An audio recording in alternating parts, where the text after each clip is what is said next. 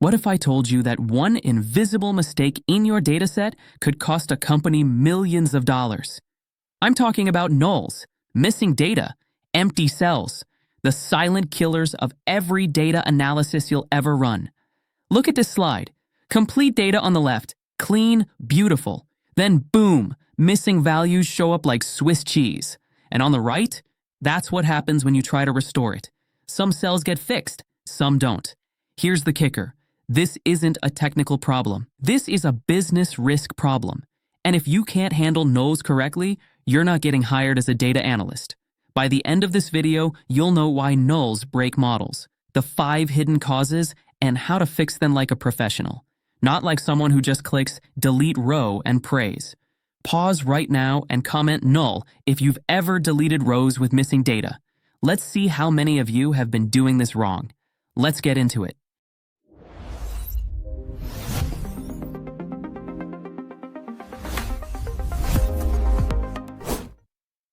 So what is a null? You're a detective at a crime scene, but half the evidence is just gone. No fingerprints, no witnesses, just empty space where critical clues should be. That's a null. It's not zero, it's not blank. It's we don't know what should be here. And that breaks everything. There are 5 brutal reasons your data goes missing. Human error. Someone skips a field. A clerk forgets to log a value. System failure. Server crashes. Sensor goes offline at 3 a.m. Data transformation issues. You join 2 tables. Some records don't match. Boom, lost rows. Non-applicability. The field doesn't apply. Sofa color when someone bought a TV. Privacy masking. PII gets redacted on purpose. Still shows up as null. That. If you don't know why the data's missing, you can't fix it correctly. That's where most people fail. So you've got missing data. What do most people do? They panic. They delete. Strategy 1. Drop the feature. If 40 to 50% of your data is missing, that variable has no predictive power. Strategy 2. Drop records. Only works if you've got 5 to 10% missing and big data to absorb the loss. Here's the career killer. Dropping data isn't neutral.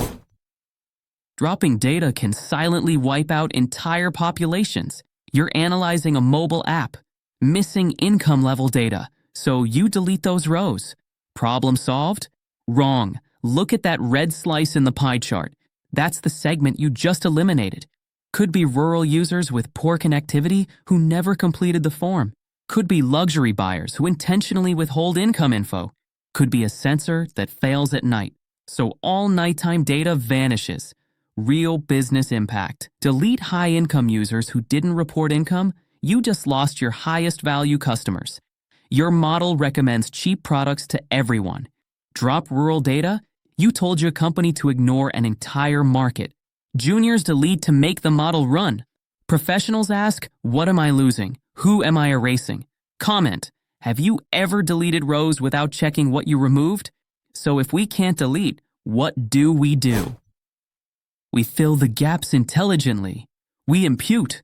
Think forensic accounting. Records have gaps.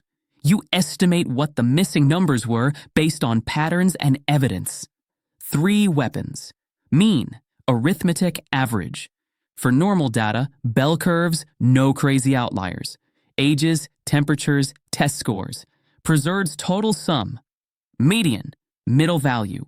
For data with outliers or skewed distributions. Salaries, house prices.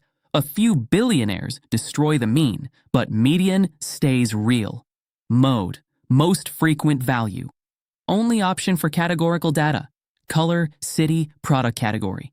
You can't average red and blue. Here's the thing, and this is where most tutorials leave you hanging. None of these are magic bullets. I learned this the hard way in my 2nd week as an analyst. Got cocky, imputed 50,000 rows with mean, shipped it to the VP, and got called into a meeting where they showed me I just recommended selling luxury handbags to broke college students. So yeah, context matters.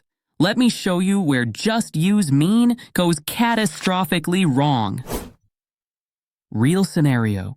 Used car dataset. Missing year of manufacture. You fill all nulls with the global average, 2016. Look at the table. Car number C892, 125 kilometers, good condition, 2016, plausible. Car number C104, 5,200 kilometers, like new, 2016. Wait, too old? This should be a 2022 model.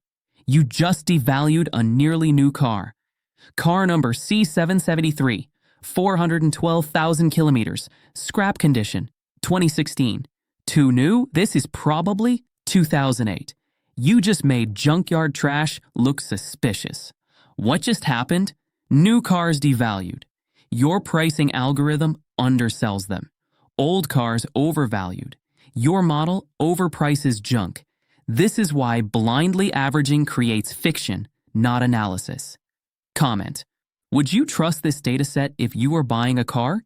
Yes or no?